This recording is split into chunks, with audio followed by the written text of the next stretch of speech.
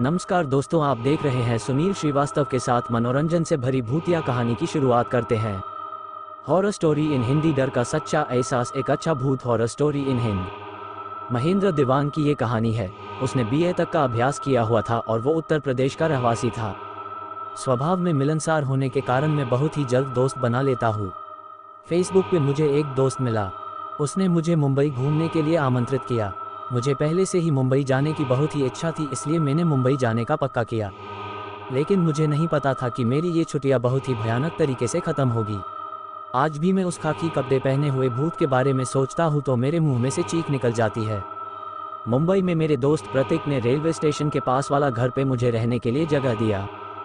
10 दिन की छुट्टियों में जुहू, चौपाटी, महालक्ष्मी मंदिर, गेटवे ऑफ इंडिया देखने का नक्की किया।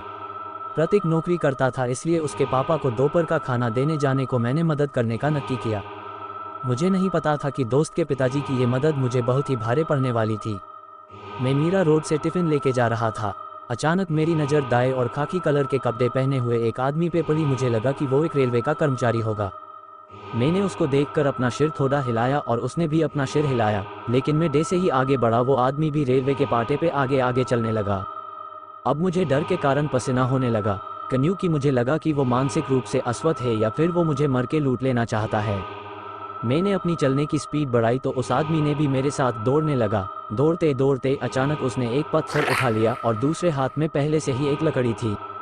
जब वो पत्थर लेने के लिए नीचे झुका तब उसकी पीठ मेरी और हुई तो मैंने देखा कि उसकी पीठ पे मांस के टुकड़े लटक रहे थे और खून की धार बह रही थी। तब मुझे पता चला कि मेरी उसके साथ मुलाकात हो चुकी है। अचानक ट्रेन की सीटी बजी और सीटी बजने के साथ ही उस आदमी ने चीखें निकली मेरे पर। मेरे तो रूह तक खड़े हो गए और मैं कुछ भी सोचे बिना टिफिन फेंक के जोर से दौड़ने लगा। मेरी चंपल भी रास्ते में छूट गई और कंकड़ और पत्थर वाले रास्ते पे 300 मीटर तक दौड़ के हाईवे तक पहुंचा। सन्नाटा और उस सनकी से दूर जाके लोगों की भीड़ देखकर मेरी जान में जान आई, लेकिन डर के कारण मैं रोने लगा। मेरी सांसें इतनी तेज चल रही थी, थकान के कारण मैं उस हाईवे पे बैठ गया। मुझे रोता हुआ देखकर लोग इकट्ठे हो गए। किसी ने मेरी जेब से फ़ोन निकलकर मेरे दोस्त से बात किया। मेरा दोस्त टैक्सी में बिठा के उसके घर ले गया। प्रतीक के पिताजी ने मुझे उस रेलवे ट्रैक के पास भटकता हरिया नाम के भूत की दुर्घटना वाली बात बताई। उन्होंने बताया कि हरिया एक रेलवे कर्मचारी था। हरिया का काम ट्रेन के पाटे रिपेयर करने का था और जानवरों को रेलवे के पाटे से दूर रखने का था। हरिया खुद का काम पूरा लगन और मेहनत से करता था।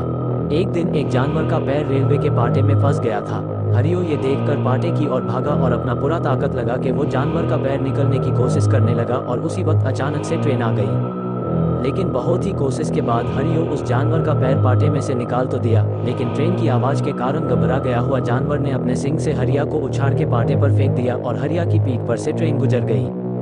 शायद यही कारण से हरिया ट्रेन के पाटे से गुजर रहे हर एक व्यक्ति को ट्रैक से दूर भगा रहा है और बहुत बात दोपहर में जानवर उस जगह पे जाके जोर जोर से चीख रहे हैं। शायद उनको भी डरा के हरियो रेलवे पाटे से दूर भगाना चाहता है ताकि किसी के साथ उसके जैसी दुर्घटना ना हो। 10 दिन की छुट्टियां 4 ही दिन में पूरी करके मैं ट्रेन के बदले बस से वापस अपने गांव चला गया। हरिया का भूत शायद अच्छे इरादे से लोगों को डरा रहा होगा, लेकिन उसको देखने का मेरा अनुभव मुझे आज भी डरा देता है। दोस्तों, आपको ये कहानी कैसी लगी प्लीज़ हमें कमेंट करके ज़रूर बताएं। हमारी और भी कहानियाँ